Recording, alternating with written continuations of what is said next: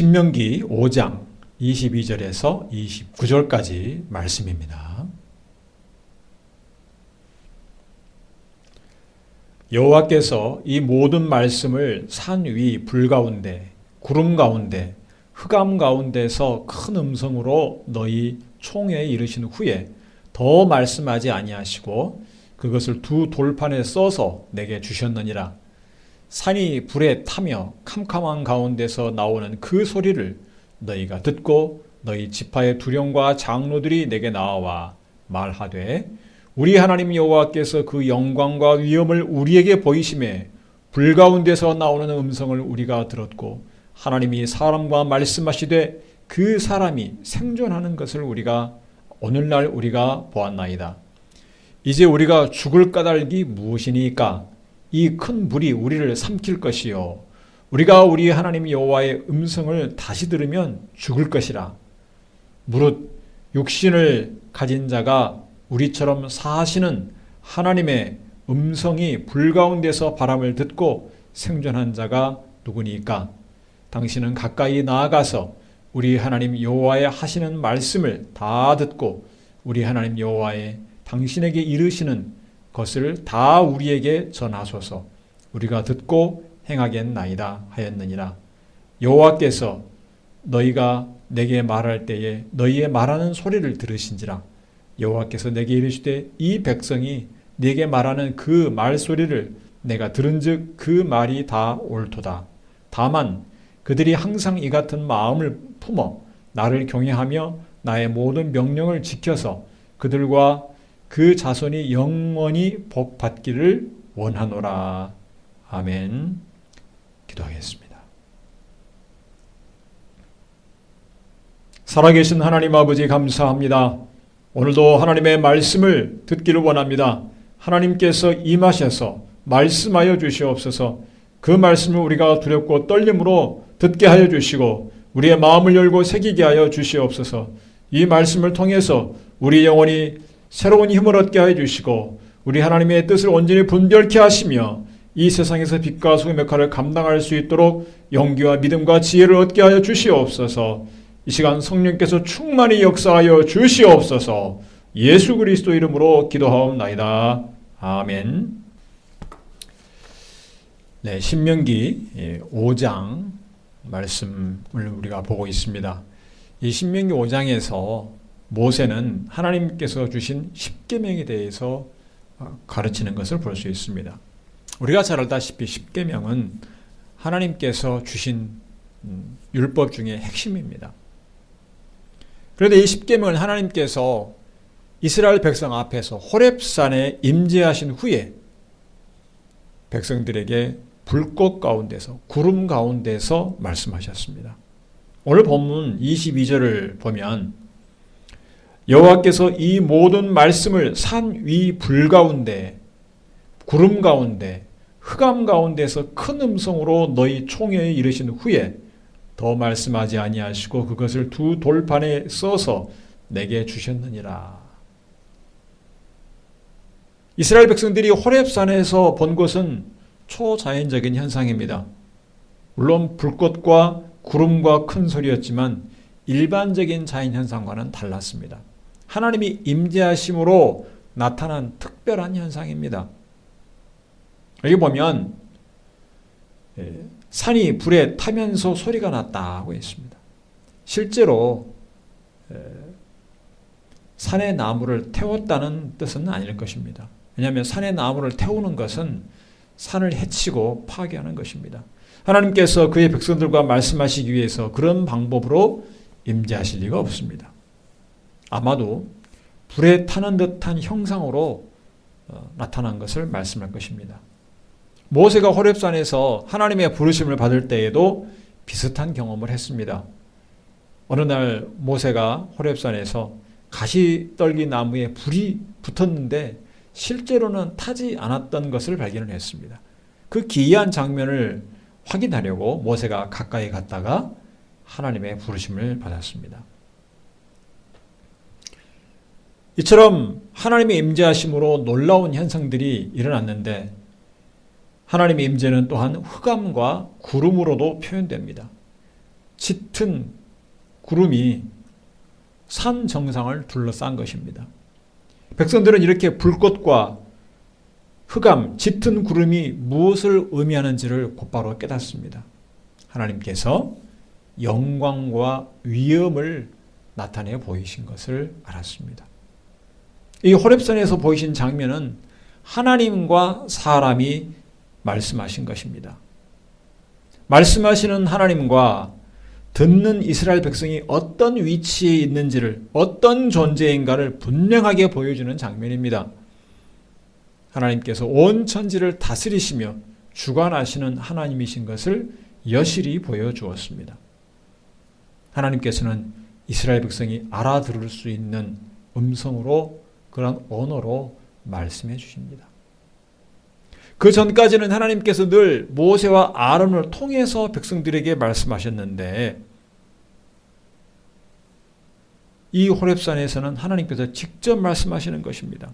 그 전까지는 이스라엘 백성에게 큰 능력과 기적을 많이 하나님께서 보이셨지만 이렇게 직접 백성들에게 말씀하신 것은 처음입니다.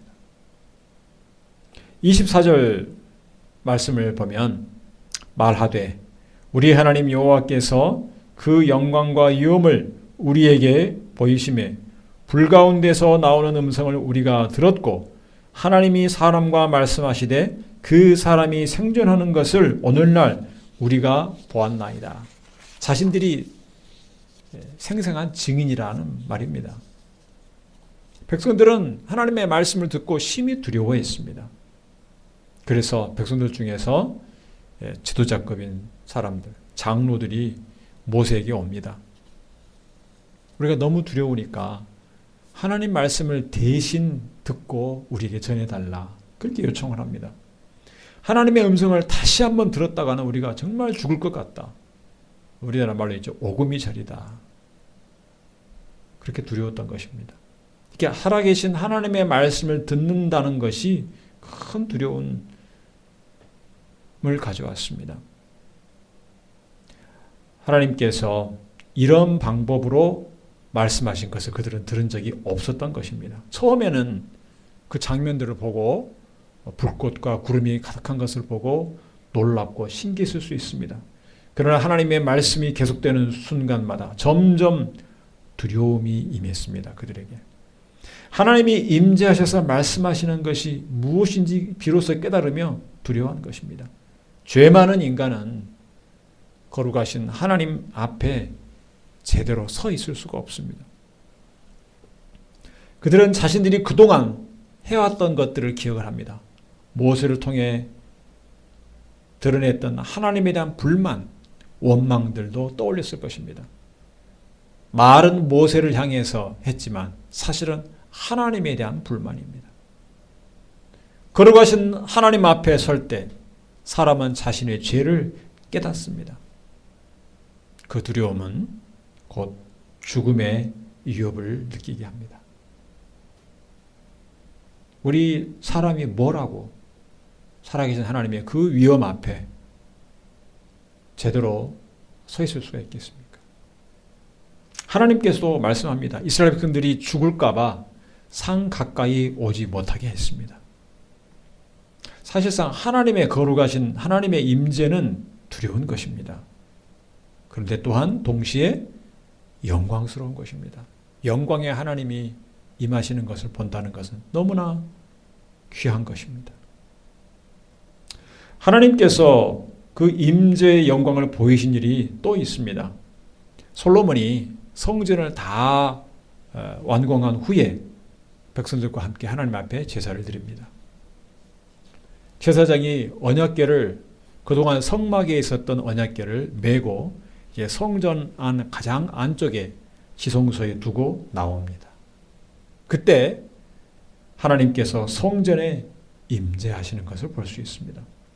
열왕기상 8장 10절에서 11절 말씀 보면 제사장이 성소에서 나올 때에 구름이 여호와의 전에 가득하매 제사장이 그 구름으로 인하여 능히 서서 섬기지 못하였으니 이는 여호와의 영광이 여호와의 전에 가득함이었더라.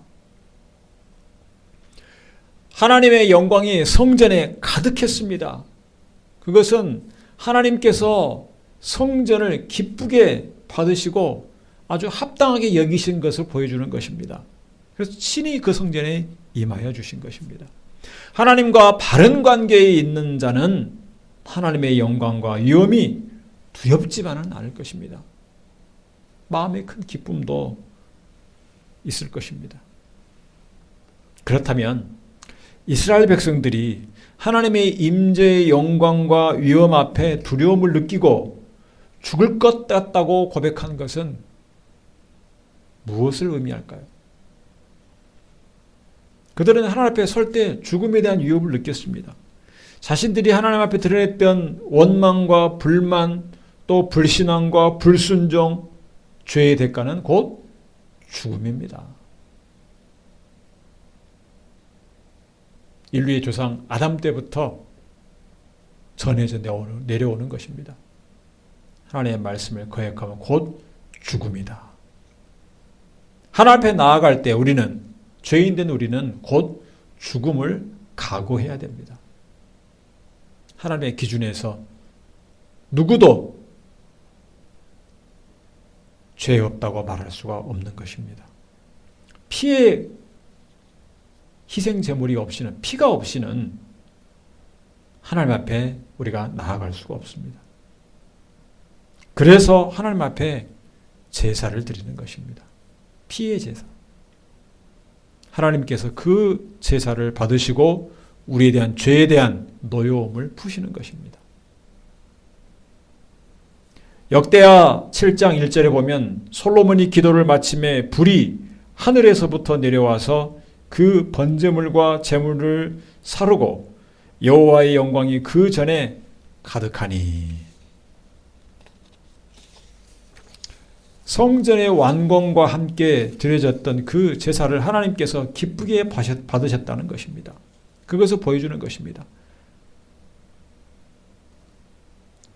우리가 하나님을 두려워하고 경외하는 것이 사실은 죄로부터 우리 자신을 지켜주는 것입니다.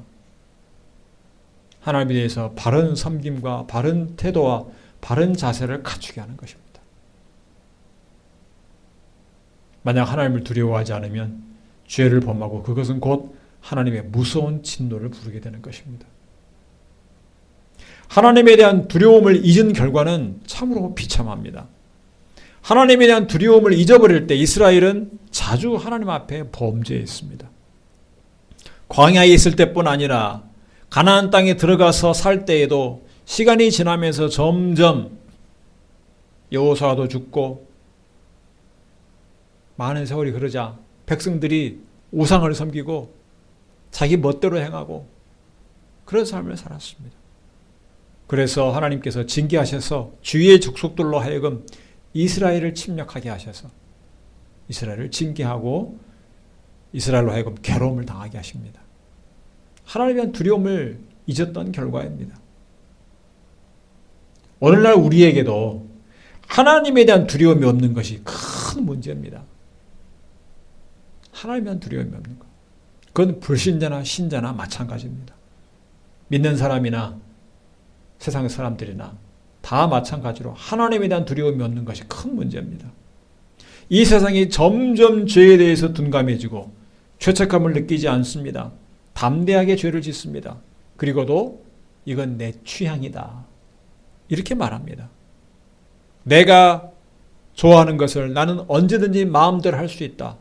남에게 피해만 주지 않는다면 내 마음대로 살아도 누가 뭘 하겠느냐. 나에게 비난하지 마라. 정죄하지 마라. 이렇게 외치고 있습니다. 하나님 두려운 줄을 모릅니다.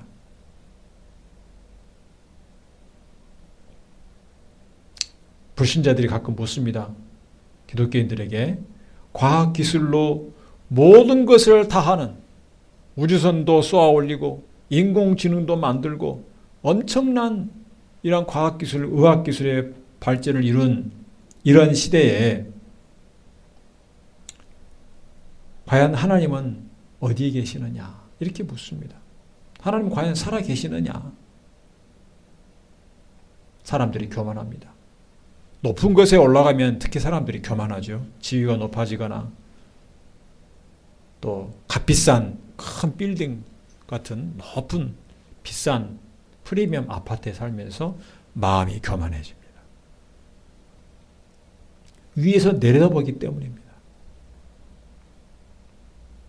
우리가 등산하신 분들은 산에 올라갈 때 힘들게 그 높은 산 정상까지 올라갑니다. 다 올라가면 큰 성취감이 있습니다. 아, 이것을 내가 올라왔구나. 이루어냈다. 해냈다. 이런 성취감이 있습니다. 모든 발 아래에 많은 집들과 산들과 도시와 자동차와 이런 것들이 보입니다. 그런데 내려오다가 한순간 방심하면 추락하고 다칠 수 있습니다. 그렇게 연약한 것이 인간입니다.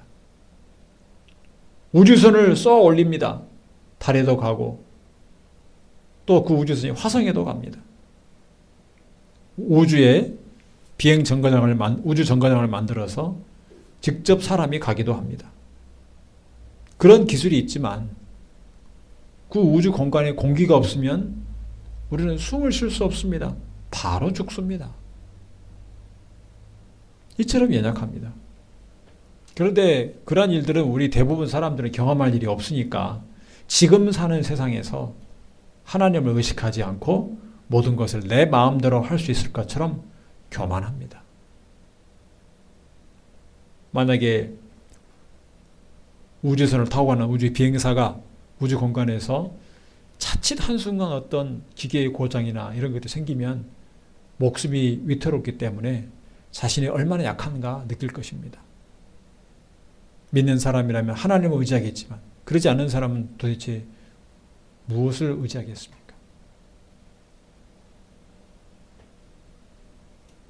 우리는 하나님을 두려워하지 않으면 교만하게 됩니다.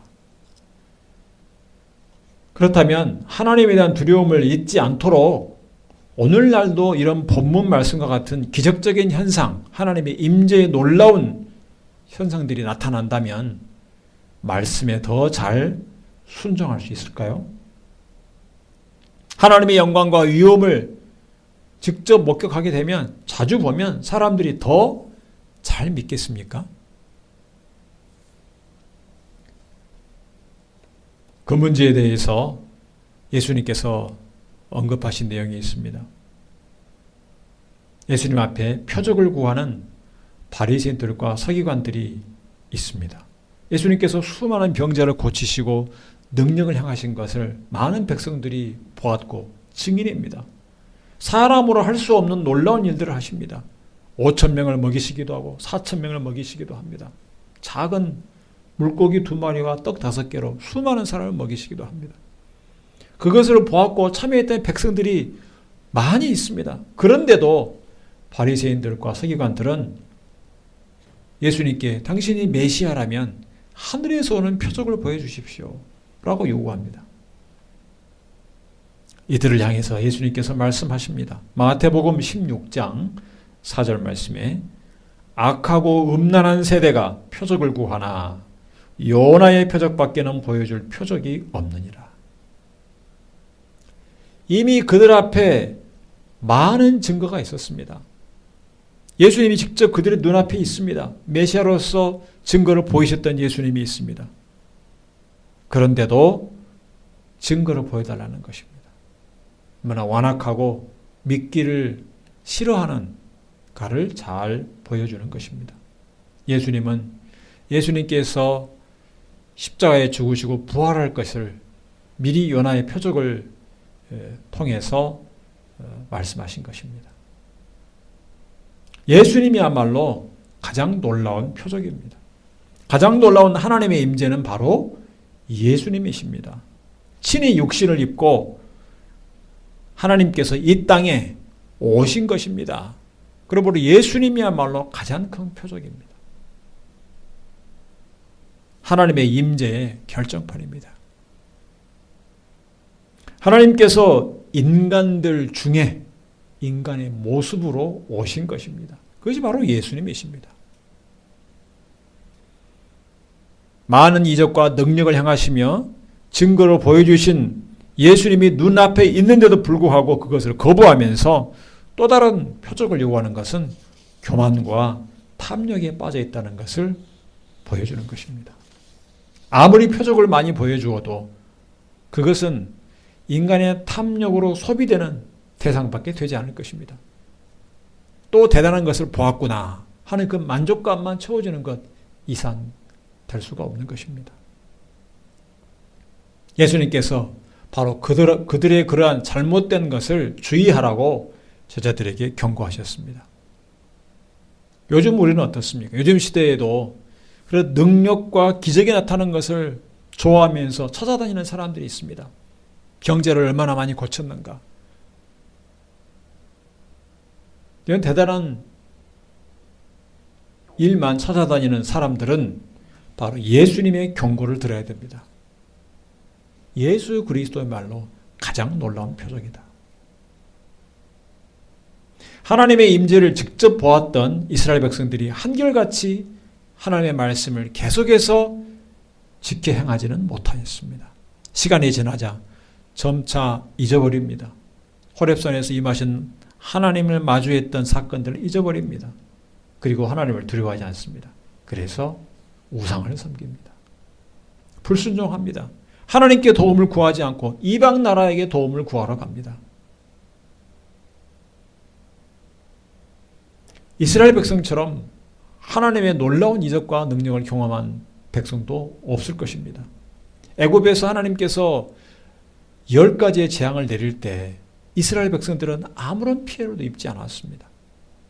홍해가 갈라져서 그 가운데로 200여만 명의 백성들이 길을 건너는 것도 경험을 했습니다. 이스라엘 백성에게 하나님의 놀라운 기적과 능력은 늘 일상적인 일이었습니다. 하늘에서 만나가 내려와서 그것을 먹고 메추리가 날아와서 메추리를 잡아서 고기를 먹고 바위에서 갑자기 샘물이 솟아나고 늘 이런 기적과 능력이 나타나는 것이 일상적이었습니다.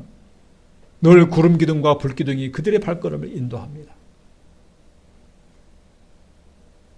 그럼에도 불구하고 그들은 하나님을 전적으로 의지하지 못하고 가데스 바네아에서 가나안 족속에게 죽을까 봐 가나안 땅에 들어가기를 거부했던 것입니다. 아무리 많은 능력과 이적을 베풀어도 그들이 하나님을 전적으로 신뢰하지 않습니다. 그렇다면 오늘 우리가 하나님께서 보여주신 이 임재의 장면을 통해서 우리가 무엇을 배워야 됩니까? 그것은 바로 하나님께서 특별히 이스라엘 백성에게 임하신 그 방식으로 임하신 것에 대한 경외하는 마음을 갖는 것입니다. 하나님께서 이스라엘 백성에게 특별한 현상을 통해서 나타나신 것은 그들로 하여금 경외하는 마음을 불러일으키게 한 것입니다. 두렵기만 한 것이 아니라 하나님을 경외하는 마음. 29절 말씀을 보겠습니다. 오늘 보면 29절 말씀. 다만 그들이 항상 이 같은 마음을 품어 나를 경외하며 나의 모든 명령을 지켜서 그들과 그 자손이 영원히 복받기를 원하노라. 이것이 하나님께서 호렙산의 놀라운 현상과 함께 임하신 목적입니다. 하나님을 경외하는 마음이 없다면 어떤 놀라운 기적과 놀라운 능력도 순종으로 이어지지 않을 것입니다. 하나님의 임재는 지금 이 시대에는 하나님의 말씀입니다. 이 시대에는 우리에게 기록된 성경이 있습니다. 이 성경 말씀을 통해서 우리에게 지금도 말씀하여 주시는 것입니다.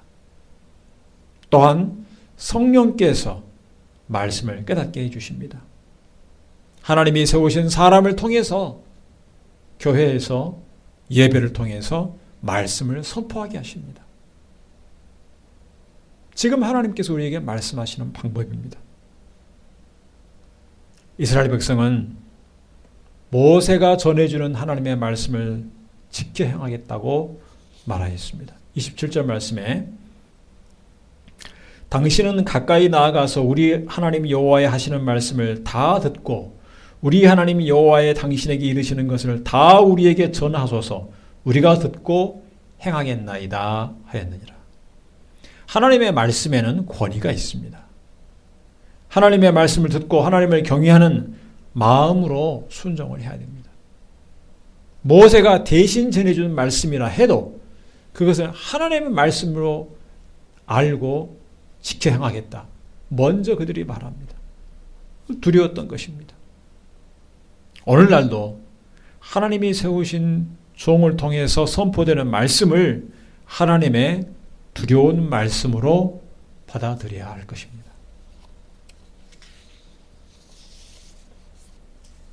지금 세계 곳곳에는 종교의 자유가 없이 신앙 때문에 예수 믿는다고 핍박당하는 나라들이 많이 있습니다. 기독교 신앙을 밝히는 것만으로 차별받고 소외되고 공격당하는 일들을 겪는 성도들이 있습니다. 하나님의 말씀, 이 성경을 마음대로 읽고 찬양하고 예배하는 것이 심히 어려운 그런 환경에 처한 성도들이 많이 있습니다. 우리가 그들을 위해 기도해야 됩니다. 그런데 신앙의 자유를 마음껏 누리는 성도들은 과연 하나님을 경외하며 그 말씀을 대하고 있는가? 하나님을 경외하고 두렵고 떨리는 마음으로 하나님의 말씀을 듣기보다는 너무 많은 자유 때문에 가볍게 듣는 경향이 많이 있습니다. 늘 들었던 말씀이라는 겁니다. 성경책이나 또 스마트폰이나 인터넷이나 수많은 또 미디어 이런 방법을 통해서 언제나 하나님의 말씀을 들을 수 있는 시대입니다. 설교를 통해 듣고 큐티를 통해서 말씀을 묵상하고 성경 통독을 하고 또 기독교 책을 통해서 하나님의 말씀을 듣고 이것이 지금 우리가 누리고 있는 많은 신앙의 자유임을 감사하시기 바랍니다.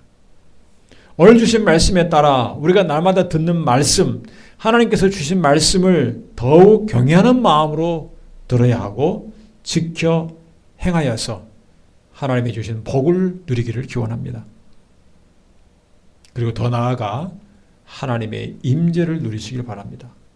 예수께서 바로 그 길을 열어주셨습니다.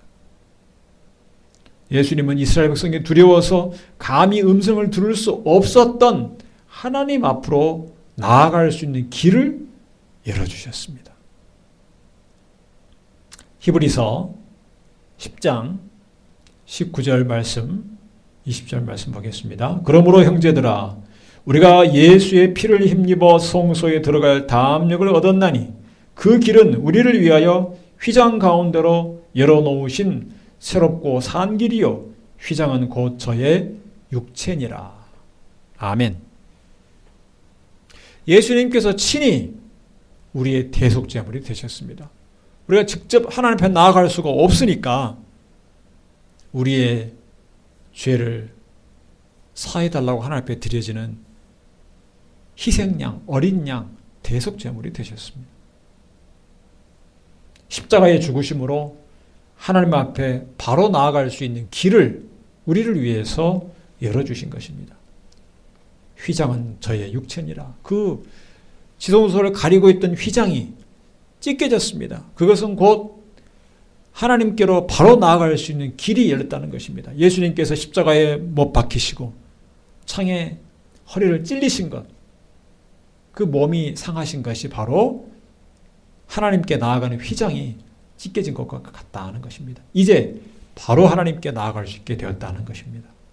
예수 그리스도의 이 십자가에 흘리신 이 보혈로 말미암아 우리가 죄사함을 받았기 때문에 거룩하신 하나님 앞에 직접 담대하게 나아갈 수 있게 된 것입니다. 우리는 예수 그리스도의 이름을 의지해서 하늘의 지성소로 바로 들어갈 수 있습니다.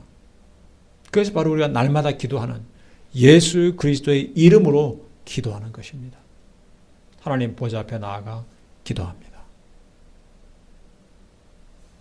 이제 우리는 예수님 안에서 하나님의 임재를 누릴 수가 있습니다.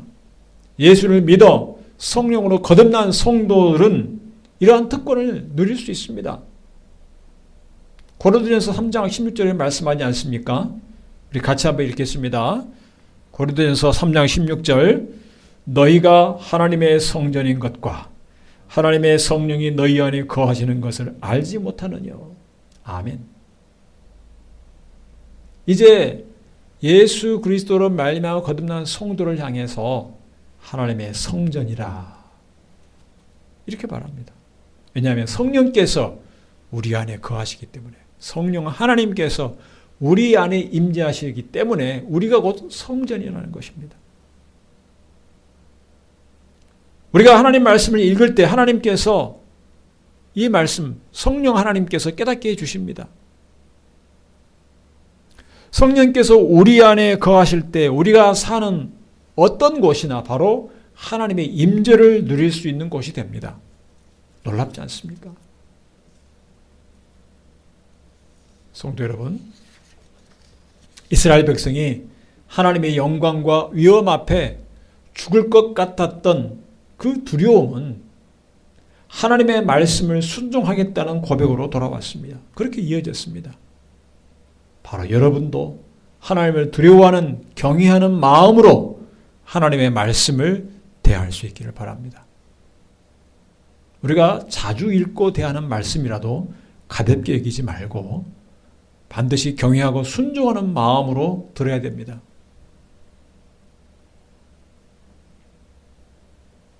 성경을 아무리 많이 연구했던 신학자라 해도 이러한 경외하는 마음으로 듣지 않으면 성경에 있는 사건들, 믿는 믿음이 생기지 않습니다. 그래서 이 성경을 많이 연구한 신학자라도 성경에서 이 부분은 사실이 아니다, 신화다, 이런 말이 되지 않는 소리를 하지 않습니까? 믿음이 없기 때문에. 아무리 지식이 많아도 성경을 날마다 연구를 해도 경외하는 마음으로, 순종하는 마음으로 읽지 않으면 아무런 믿음을 가져다 주지 못하고 열매가 맺히지 않는 것입니다. 우리가 지금처럼 자유롭게 예배하고 찬양하고 말씀 듣게 된 것을 감사하시기 바랍니다. 하나님께서 여러분에게 주시는 이 귀한 은혜의 말씀을 날마다 풍성하게 누릴 수 있기를 바랍니다. 성령 안에서 하나님을 경외하며 하나님의 말씀을 지켜 행하는 복된 삶을 사실 수 있기를 주님의 이름으로 축원합니다. 기도하겠습니다. 살아계신 하나님 아버지 은혜를 감사합니다. 오늘도 귀한 말씀을 통해서 우리가 하나님의 임재를 대할 때 참으로 두렵고 떨림으로 경외하는 마음으로 대해야 됨을 깨닫게 하시니 감사합니다. 하나님의 말씀을 들을 때에 경외하고 순종하는 마음으로 듣게 하여 주시옵소서. 이제 예수 그리스도의 피로 말미암아 하나님의 보좌 앞에 나아갈 수 있는, 하늘의 성소에 바로 들어갈 수 있는 담대함을 갖게 되었으니 믿음으로 날마다 하나님 보좌 앞에 나아갈 수 있게 하여 주시고 예수 그리스도의 보혈을 의지하여 날마다 하나님의 임재를 누리게 하여 주시옵소서. 우리 안에 거하시는 성령 하나님의 인도하심을 따라 순종케 하여 주시고 말씀을 대할 때마다 두렵고 떨리는 마음으로, 경외하는 마음으로 순종하게 하여 주시옵소서. 이 말씀에 순종하는 열매가 풍성하게 나타나게 하여 주시옵소서. 예수 그리스도 이름으로 기도하옵나이다. 아멘.